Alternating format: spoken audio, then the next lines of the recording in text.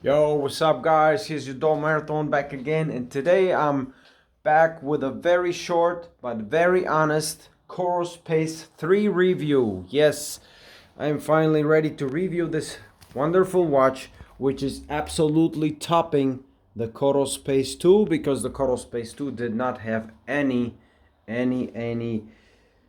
music function, and it was not as precise GPS frequency wise because it now has a dual frequency and then it's more precise the data. So I can say that this is now the best watch on the market easily, uh, because it has such in-depth data.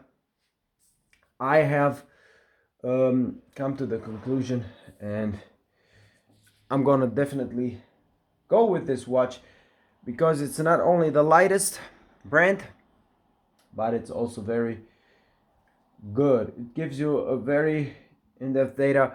When you're a newbie, you can establish a running fitness test, and it will go for 41 minutes, which is very important, so you can have more in-depth prediction coverage of your potential, of your running potential, and gives you raw data of basically anything you need to know: your running potential, your running perceived effort, the training load, the heart rate average, the threshold heart rate can be established, even a predicted maximum heart rate. Not only a maximum heart rate, but also the predicted maximum heart rate, the cadence, of course, the stride length, the power, all that, even without a pod.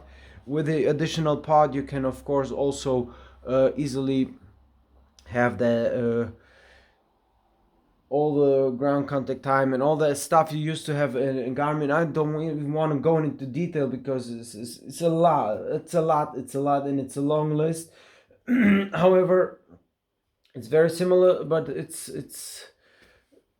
at least they say it's not as precise, but I think it's very good for starters, and it's even though they have their own technology, I think it's a good copy of Garmin. And this fitness test, as I said, it's a 5-minute warm-up, 25-minute steady pace at an established pace according and relating to your recent 10K PR, and then you're having a 3-minute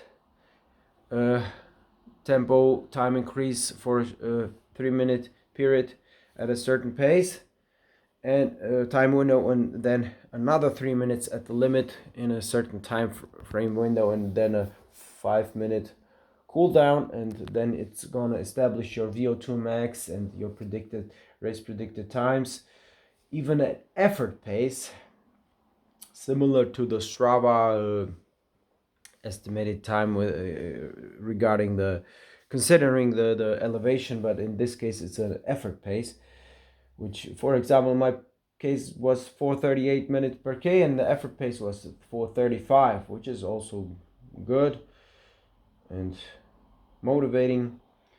What else can I say? Here are the at least two pros in comparison to the Garmin and to other watches, which are a lot better than them. Number one was, of course, the weight. It's a lot lighter.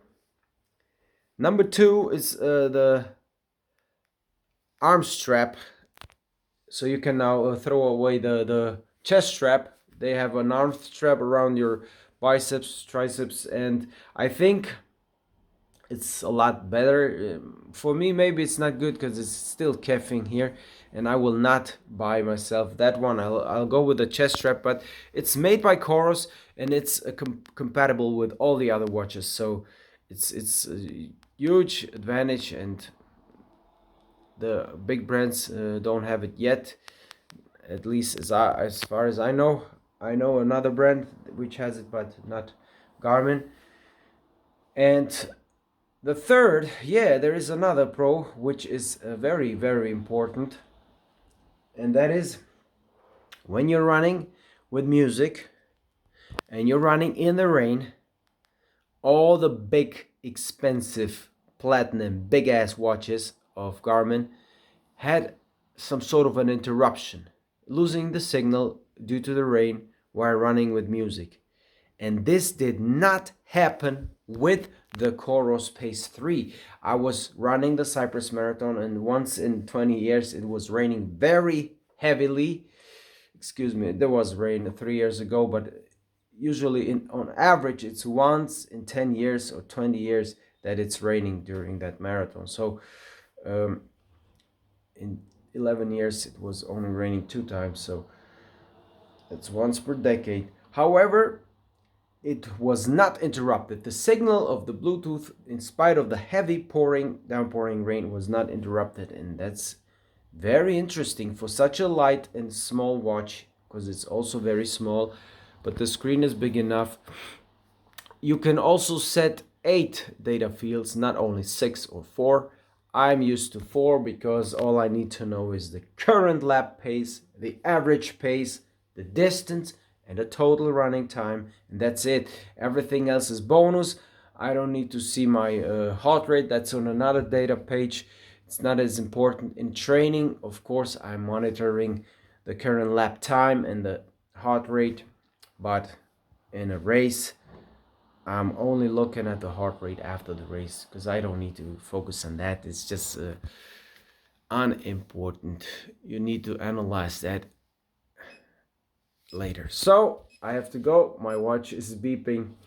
So peace out. You're done marathon. Coros Pace 3, best watch in the world.